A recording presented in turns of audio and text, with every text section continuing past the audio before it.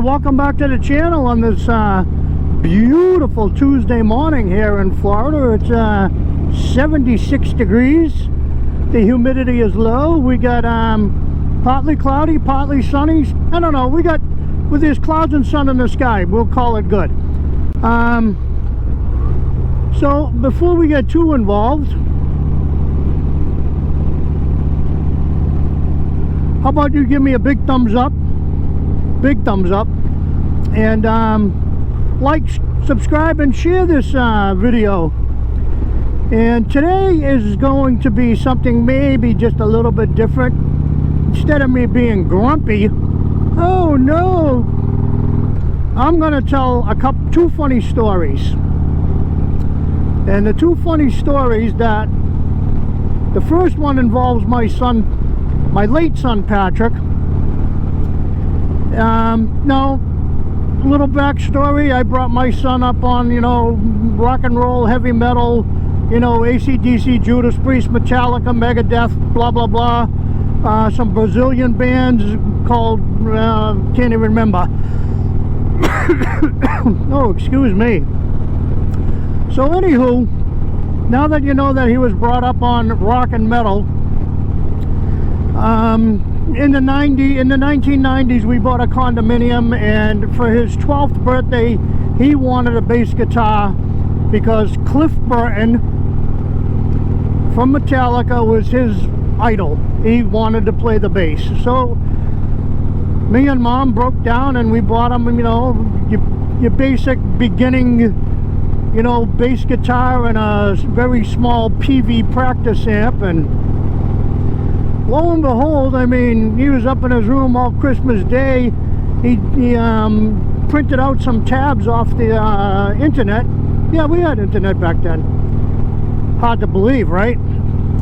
So he printed out some tabs, and you know, he's up there banging away on the tab, you know, on the guitar, following tabs. And geez, by 7 o'clock that night he could play, I believe it was the bass line to Damage Incorporated, and I was blown away. I mean, I was amazed. I didn't think it was gonna work. And so, you know, time progresses on, and you know, when he turned 14, I took him to see his first concert, which was Metallica. Corrosion of Conformity opened up for them, and that was at the old Boston Garden shortly before it was torn down and made into, I don't know, I don't even know what it's called these days.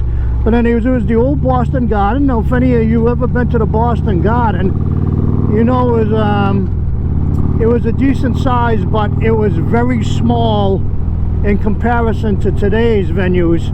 So when you have a very loud band come on stage like Metallica, I mean, no matter where you were sitting, you get the full effect. Birds, oh no, my nemesis, birds.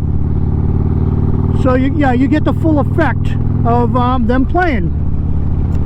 Oh, and also that night, he got to smoke about 14,000 joints, because I think that was the capacity of the Boston Garden, was 14,000, and that's about how many joints he got to smoke that night. And it was pretty cool.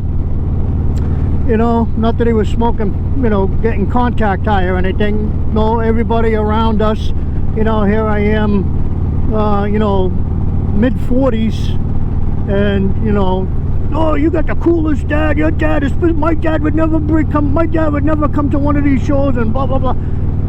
So, you know, that kind of made me feel good. So, he's getting better and better playing the bass guitar. So it's wow, I don't know what that was. I didn't like the noise of that. But anyhow, he's getting better at playing bass. He gets a better, you know, he's working and here and there, and gets a better bass, get a bigger amp, real big amp. And I believe it was 1999, and I think he was 15 or 16 at the time. And you know, the day before he asked me, and he was in a band, and the name of the band was called Atrophy. And if you don't know what Atrophy is, well, you can Google that. So anyways, he asked me the day before, and he goes, "Hey Dad, after school tomorrow, is it okay if I have a couple of friends over and we practice?" And being the dumbass that I am, not thinking, I said, "Well, I guess so, you know. You're always over at, you know, the drummer's house, Robbie. You're always over there." Oh no, Robbie wasn't the drummer. Robbie was the lead guitarist. You're always over at his house playing. And so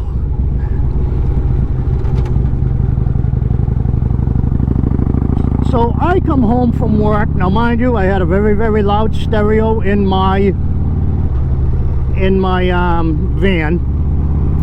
And I get home from work and I'm playing it, and as I'm going up the hill into my condo complex, yeah, I lived in a condo, townhouse. The first 2 floors of the building were single unit condominiums. The 3rd and 4th floor were single unit townhomes, and I lived in the townhome. I had the 3rd and 4th floor. Well, I come up and I turn the music down, and I hear Slayer playing, Raining Blood. I hear the intro.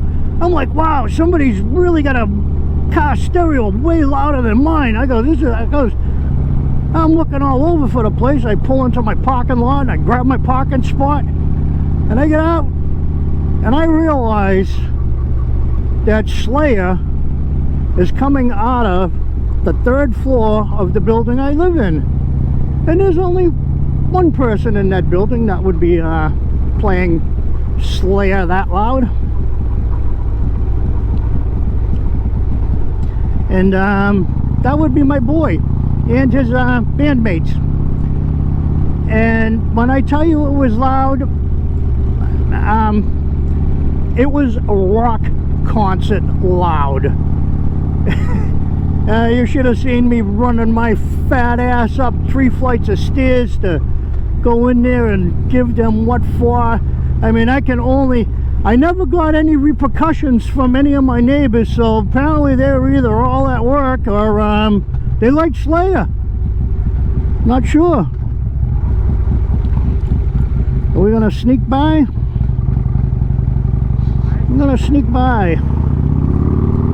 Yeah, so they were either all at work or they were like Slayer, which would have been cool. But thankfully no structural damage was done to the house, because I can tell you right now, my son had a bass amp that stood just as tall as me, and you know, at the time I was 6'1". I've lost, well, yeah, I was 6'1", 6'1.5", depending upon how much weight I had gained or lost. And yeah, needless to say, I had to kind of read him the riot act about respecting other people's quality of life regarding the volume of music and the type of music you were playing. Yeah, I know that can make it kind of a BS thing, but when you live in a townhouse or a condominium complex, you do have to respect your neighbors, and that goes anywhere you live. I mean, if you live in the inner city, I mean, 7 a.m. to I think 10 o'clock at night, you can make as much noise as you want. But you know, I mean, you wouldn't be doing it at midnight, 1 o'clock in the morning, when people got to go to work and you're a loser. So that was funny story number 1. Almost giving me a heart attack and worried about the HOA association, you know, coming down on my backside.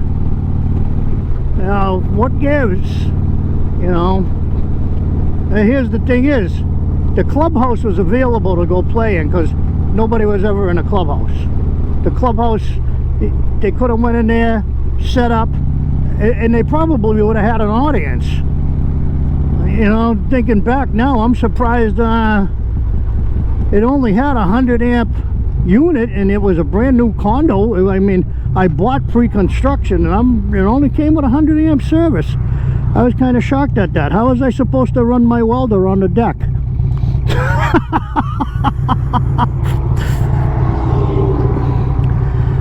Oh, I wish I knew how to weld.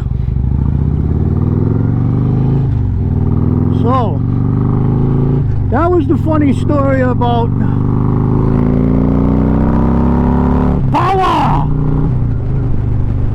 That was a funny story about my son Patrick. I miss him dearly. He was such a trip. There was no better storyteller than my son Patrick. I mean, if you guys are on Instagram, look up Sledge the Nomad, and you can watch some of his stories. You will literally you will be crying. They're so funny. Yeah, maybe I'll put a link in the description down below. I'll link his Instagram, because I don't have the heart to get rid of his Instagram, because I watch his Instagram post all the time. I just laugh my ass off at the way he was a phenomenal storyteller. Absolutely, he would have you in stitches, and he had this smirk. He had this smirk on his face when everything was about to go south, and you just knew you either had to bail out of the room or bite your tongue not to bust out laughing, and that was that smirk. Yeah, we loved him. Everybody loved him. So, funny story number 2, Matt. Sorry, little brother, but you're not married to the woman anymore, and you laughed at this time. So my brother Matthew was married to a woman.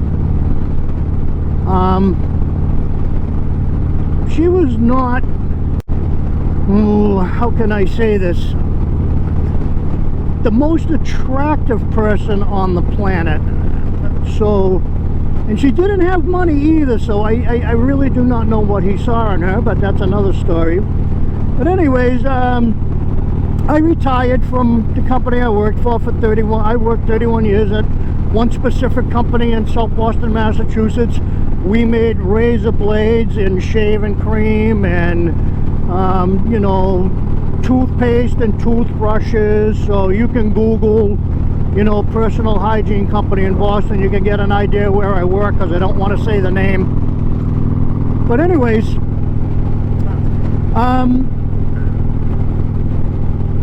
my older sister decided to have a retirement party for me for just family members at my brother Matthew's house up in New Hampshire.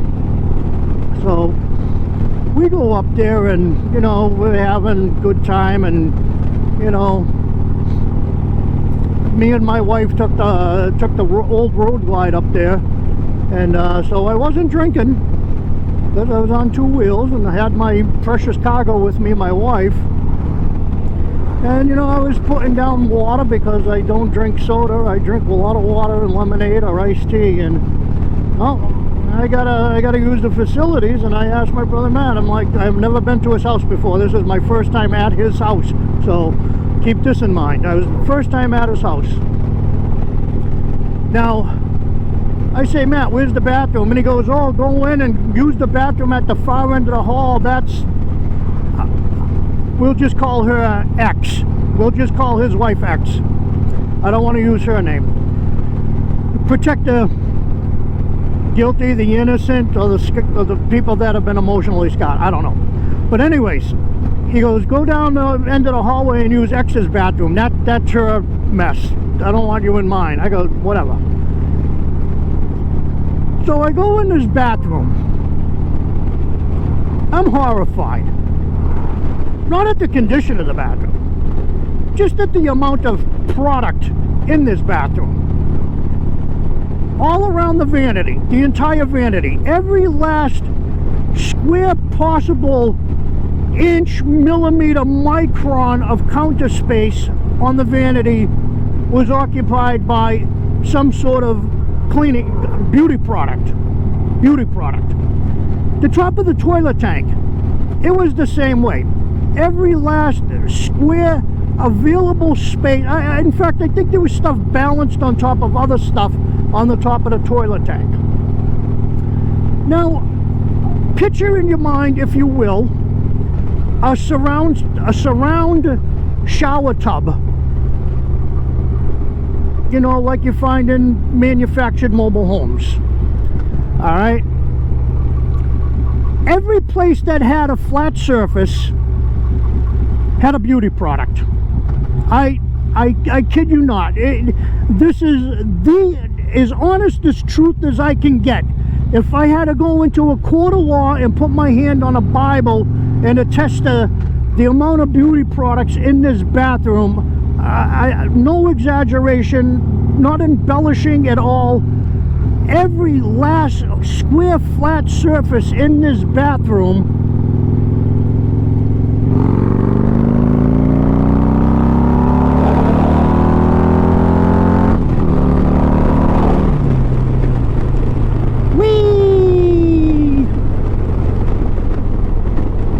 every last square surface in this bathroom had a beauty product. I kid you not. I cannot reiterate enough how much beauty products there were. Now mind you, this woman was she was this side of roadkill. That's how bad unattractive she was. This side of roadkill. So I take care of my business and I walk outside, and you know, my brother Matthew's leaning back in a chair and everybody's standing around, you know, waiting for burgers and steak tips and chicken wings to be cooked and everything. And I looked at his wife and I said, "Hey, X." She goes, "Yeah." I goes, "What's with all those beauty products?" And she goes, "Well, that's what they are. They're my beauty products." I goes, "They're not working. You better return them." There were 20 of us, maybe 30 of us there. There wasn't a dry eye in the freaking, yeah, everybody was on the floor laughing. And I mean, I have no filter. I'm sorry. Most people have a filter and can bite their tongue.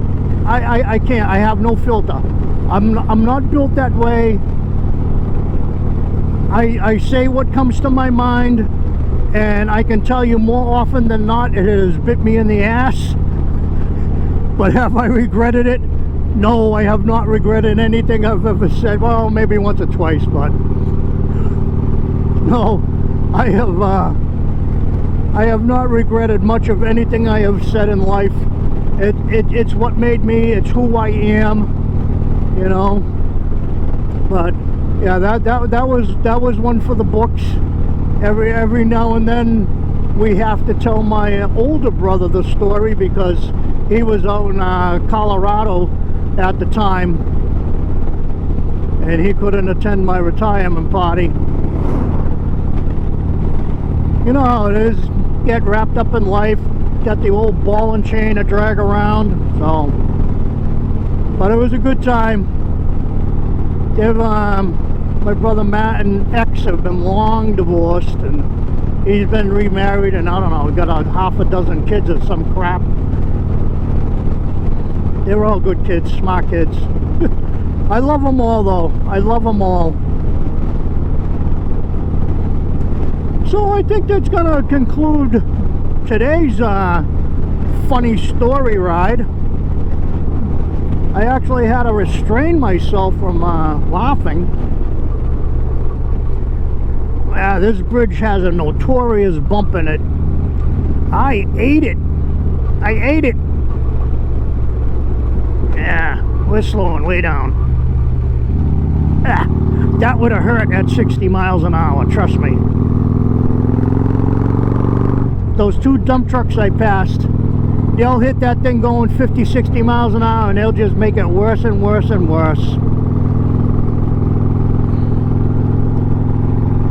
So yeah, we're out here in Orange Grove. Somebody went away. I don't know if you caught the crossing flowers there. That wasn't there last month. It's been about a month since I come down this road. Road. Remember that movie? What was it? Tommy Boy? Road. Driving at Plymouth, whatever it was. Yeah, all these orange trees have the blight. They'll all be plowed under, and we'll build McMansions that cost $1 million, and everybody from up north will move down here, and buy a McMansion and a Chevy Suburban or a Denali so they can keep up with the neighbor, and they'll have to work just to pay bills and not live comfortably. Not that I'm living comfortably by any stretch of the imagination, but I won't dive into politics. Here comes another bump. That's new. Ooh, almost not too bad. But yeah, Funny Story Tuesday. Maybe that could be a thing. You know, maybe that could be a thing, because, you know, I'm gonna be 66 years old this coming Sunday. Yeah, 420 Easter Sunday. 66 times around the sun on this thing we call a rock.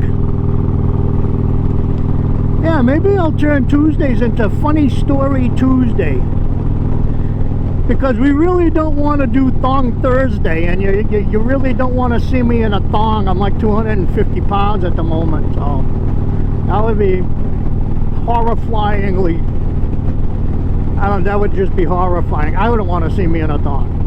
No. And I'm me, and I have no filter. So yeah, let me know in the comments down below. Do you want me to make Tuesday Funny Story Tuesday? I mean, I seriously have a lifetime of stories from work and life and hanging out with friends and motorcycle trips, you know, Maggie Valley, Colorado, Key West, every place in between. Yeah, let me do that. I'm going to take this corner up here, and probably going to end this video. I think I've rambled on quite long enough. I think we just hit the 20-minute mark. So yeah. So yeah, let me know. That's the first time I've seen a moving van coming out of that road. That's all usually Mosaic trucks and Mosaic people. You know, the people that make poison, Mosaic. Monsanto, Mosaic, they make fertilizer, kills everything, including people. That's another story. No politics. I'll do religion, no politics. So yeah, comment if you want Tuesday to be Funny Story Tuesday. Alright, and I'm going to end this video now, and I'm going to enjoy the next 90 minutes of my ride. Okay, so as usual, big thumbs up, big thumbs up, and you know, like it, share it, subscribe to the channel, tell your friends about it, tell your neighbors, Telegram, something. Okay, and peace and God bless.